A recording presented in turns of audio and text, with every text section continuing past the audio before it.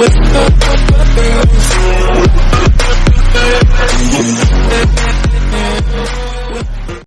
Friends, मैं आपका अपना फ्रेंड अजय यादव आज आपके लिए लाया हूँ एक नई वीडियो जिसमें हम अरहर के बारे में या अरहर के रोगों के बारे में अध्ययन करेंगे। तो इसका पहला रोग है फाइटोप्थेरा ब्लाइट।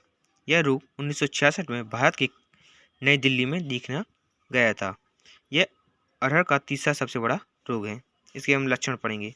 तो मृदा की सतह के पास की तनी पर भूरी रंग से गहरे रंग के धब्बे दिखाई देने का कार्य करते हैं, जो पूरे तनी में फैलने का कार्य करते हैं, जिसके कारण पौधे का तना सूख जाता है और संक्रमित जगह से तना टूट जाने का कार्य करता है।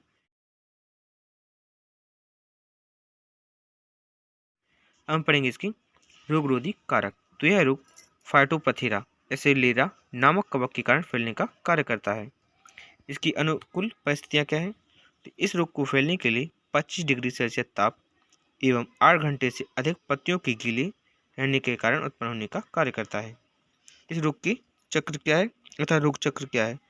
तो यह रोग प्राकृतिक रूप से मृदा से होता है, जिसके कारण कारक बीजाणु के रूप में जीवित बने रहने का कार्य करते हैं। अब फिर इसकी रोकथाम एवं प्रबंधन। तो इस रोग में प्रबंधन ही मुख्य उपाय है। इसके बाद हम पढ़ेंगे तंबाकू अर्थात तंबाकू के बारे में। इसके मूल इम्पोर्टेंट रोग। तो इसका मोस्ट इम्पोर्टेंट रोग है मोज़ेक रोग। यह तंबाकू का विश्वव्यापी रोग है जो संसार के उन सभी स्थानों पर होता है जहां तंबाकू के उत्पादन का कार्य किया जाता है। यह एक बीजाणु जनित रोग है जो तंबाकू के अलावा 150 अलग अलग पौधों में देखने को मिलता है। इस रोग को तंबाकू का कोढ़ या गुद्देम रोग के नाम से जाना जाता है या कहा जाता है। इस रोग के कारण फसल की उपज एवं उसकी गुणवत्ता दोनों में कमी आ जाती है या देखने को मिलती है। हम पढ़ेंगे इस रोग के लक्षण। तो यह रोग सर्वप्रथम पौधों की नई एवं कोमल पत्तियों पर या दिखाई देने का कार्य करता है। पौधों में उपस्थित क्लोरोफिल समाप्त हो जाता है। इस रोग के कारण पत्तियां आकार में छोटी एवं ऐंठ कर विकृत हो जाती हैं।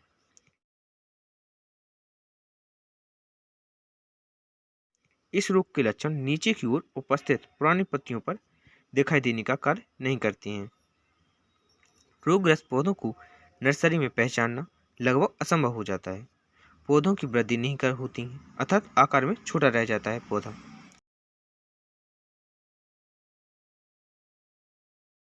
हम पढ़ेंगे इसका एटियोलॉजी अर्थात किस कारण उत्पन्न होने का कार्य करता है।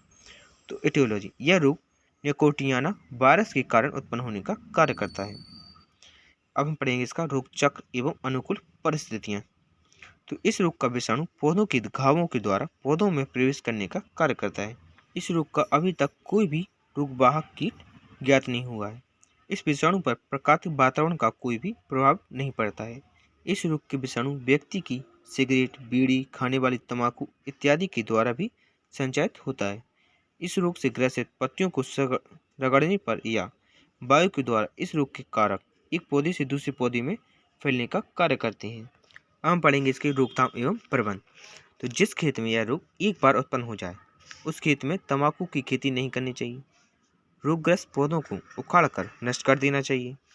नर्सरी में जैसे ही पौध रोग के लक्षण दिखाई देने का कार्य करते हैं वैसे ही पौधों को निकालकर अलग कर देना चाहिए तथा चारों ओर के पौधों को भी उखाड़कर नष्ट कर देना चाहिए ताकि हमारा रोग फैलने का कार्य न कर सके। हाथों में एवं यंत्रों में ट्राइसोट्रियम फास्फेट की घोल को हाथों में लगाना चाहिए। इस वायरस के संक्रमण को रोकने के लिए दूध का छिड़काव करना चाहिए। अम्बा लेमा रोग प्रतिरोधी किस्म को उगाना चाहिए। अब हम पढ़ेंगे अमरूद। तो इसमें मुख्य रूप से कौन कौन से रोग पाए जाते हैं। तो अमरूद में उपटा रोग या मिलानी रोग पाया जाता है। तो सर्वप्रथम इस रोग को सन 1935 में इलाहाबाद में देखा गया था, जिसके प्रभाव के कारण 5 से 10% पौधे नष्ट होने का कार्य करते हैं। हम पढ़ेंगे अमरूद के उपटा रोग या मिलानी रोग के लक्षण।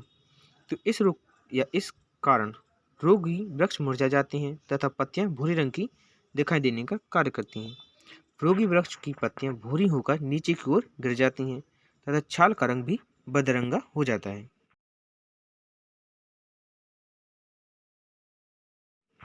कभी कभी रोग की उग्र अवस्था में टहनियां भी मुरझाकर गिर जाती हैं। कुछ सप्ताह के बाद फलदार वृक्ष समाप्त हो जाते हैं। इस रोग का कारक लंबे समय तक मृदा में रह सकता है।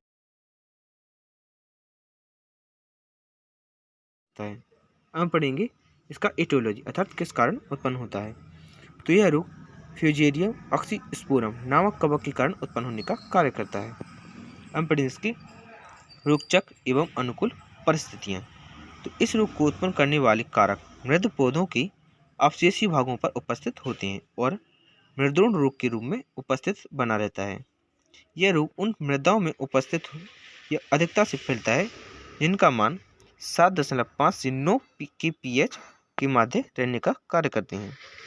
इस रोग में प्राकृतिक एवं अप्राकृतिक जड़ों के छिद्रों द्वारा रोगी कारक में प्रवेश करने का कार्य करता है।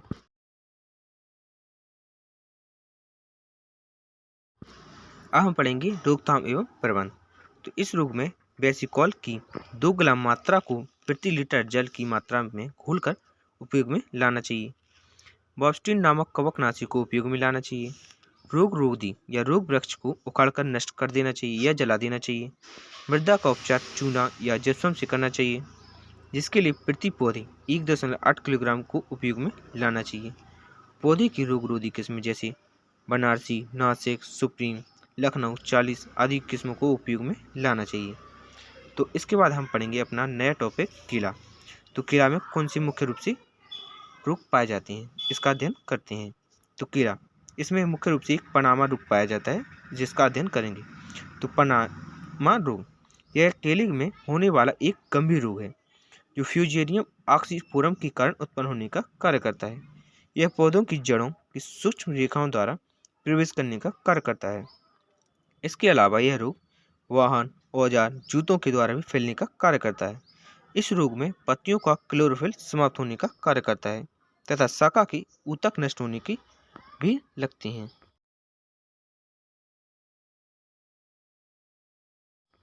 हम पढ़ेंगे इसकी रोकथाम एवं प्रबंधन। तो पौधों को उगाने से पहले कल्चर माध्यम में रखना चाहिए। कटाई के बाद पौधे के संक्रमित भाग को नष्ट कर देना चाहिए। संक्रमित पौधे के आसपास यांत्रिक अवरोध उत्पन्न करना चाहिए। कार्बेडाजिम की 50 मिलीमीटर कैप्सूल के इंजेक्शन को उपयोग में लाना चाहिए। ट्राइकोड्राम जैसे जैव नियंत्रण को उपयोग में लाना चाहिए।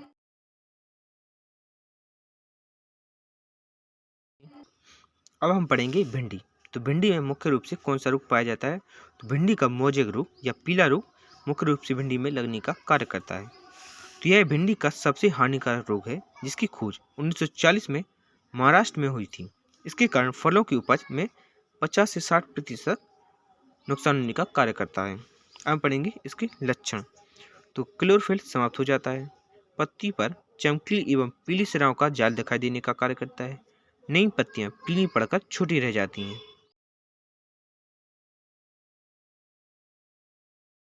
तथा धीरे धीरे झड़ने का कार्य करती हैं।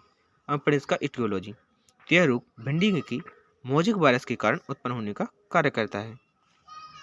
हम पढ़ें इसकी रोकथाम एवं चक्र, अतः हम इसको किस प्रकार से रोक सकते हैं। तो संक्रमित पौधों को उखाड़कर नष्ट कर देना चाहिए। सफ़ेद मक्खियों से सुरक्षा प्रदान करने के लिए 0.3% फारिडोल को उपयोग में लाना चाहिए। प्रतिरोधी किस्म जैसे अर्कांडेमिका एवं अर्काम्भय, पंजाब 07 आदि को उगाने का कार्य करना चाहिए। तो आज के लिए इतना ही। हम मिलेंगे अपनी अगली वीडियो में। तो वीडियो को लाइक कीजिए, दोस्तों को शेयर कीजिए और चैनल को सब्सक्राइब कीजिए ताकि हमारे वीडियो सबसे पहले आप तक पहुंच सके। Thank you for watching my video.